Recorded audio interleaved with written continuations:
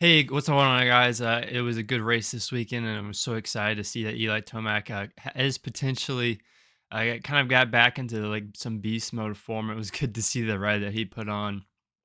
But now the question is, can he keep it up and can he win the championship? I think that there is a lot of hope and a lot of potential now that he's shown what he can do. He kind of put himself in a bad situation when he went down. He needed to make passes and he needed to close the gap up to Jet, or else there was a good chance that he was going to be a lot of points behind Jet leaving there. I mean, he was already 17 back and he was in 16th place. So 17 points back and he was in 16th place. I mean, he was going to be at least 30 points at that point. And I was afraid that he was going to get like a little bit, kind of stagnant and have one of those weird rides where he just rides around again. But he just all of a sudden like flipped a switch. And it was specifically in laps like 14 through 19. Now he in the heat race he was just riding way better than Plessinger. I mean he ran faster lap times than he qualified with, and he was trying to win that race, and you could tell. I mean he was moving the bike around, and it was good to see. I haven't seen that from him all year. And then he wins that race, pretty much a statement ride with how he looked. And then he comes into the main and he just gets a bad start, goes down.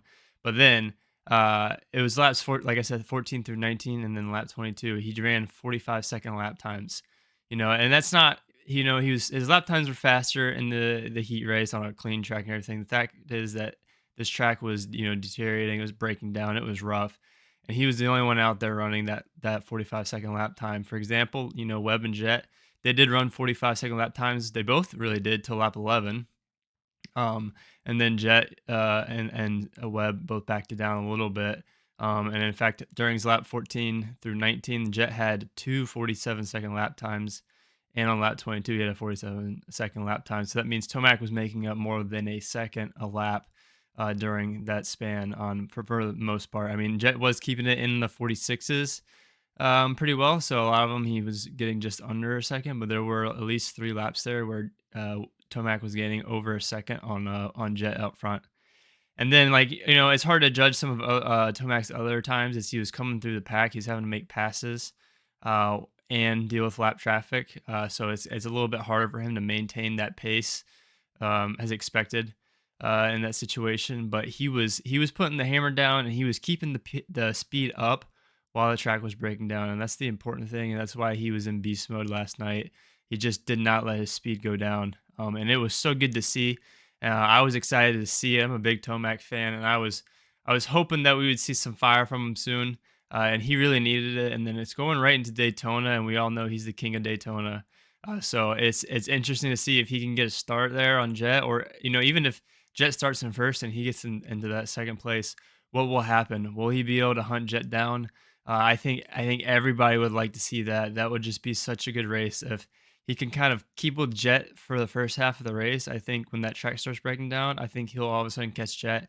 I do think Jet will try to push if he passes him. I think Jet will try to push to try to win that race, which would be a little concerning. I think Jet would need to look long term there because I think Jet is can get caught up trying to win races too hard, and that's why you saw him kind of go down at the end of that race in Arlington. He could have moved to the right side because Freezy really stayed in that inside line and the one inside in the turn. So Jet could have probably went around Freezy. He just didn't. He went right into him. Um, but I think it'd be interesting to see what would happen if Tomac is a start, or if Jet and him come out 1-2 and he can hunt Jet down past. I think everybody would go nuts in the crowd. It would be something we haven't seen yet, and that's somebody catch and pass Jet. We've seen Chase catch Jet, but we haven't seen him pass him. So I think that would be really interesting if that happened in Daytona, and that would really put a story in the series, and everybody would be excited. Now, the big thing here is Tomac is still down 13 points. So, he's got to be a little bit aware about how many points he loses to Jet. If he finishes in front of Jet, that's great. And if he can't lose too many points at the same time. I think he needs to get better starts on average. He had a decent start in Glendale, just didn't quite have the speed at Glendale. He had one good start at Anaheim too. Otherwise, he's been kind of hit or miss on some of his starts, and I think that would help him a lot.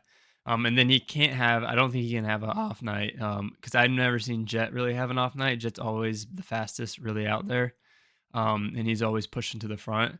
Now Jet makes crashes and has given up some points from crashes, but I think Eli really needs to be able to not have an off night and stay comfortable on the bike. And if he does have an off night, he's got to find a way to dig and at least get into the top five. And this field's so stacked that right now it's hard. Usually we have some injuries that are unfortunate, but it kind of dwindles the field down. We really haven't had much of that this year in the 450 class, at least. And which is good. It's great for racing. It makes everything way harder. And it actually makes Eli's ride when he came from 16th to second. To me, that was the most impressive ride of the year. I mean, it's hard to come through that pack. And the fact that he crashed, was in 16th, and still managed to go all the way up to second place. And I get it. All right, some people went down, Jet crashed, but still, it's an impressive ride on itself, and it was full beast mode. It'd be interesting to see what he can do. Maybe he can turn around this series, give us fans some hope. I'm excited to see it, and we'll see what happens when the gate drops this weekend and for the rest of the championship. But let me know what you guys think in the comments below. Do you think that Eli is going to come back and win this championship? Do you think he can take it to Jet in Daytona? I hope so. I would like to see it as a fan.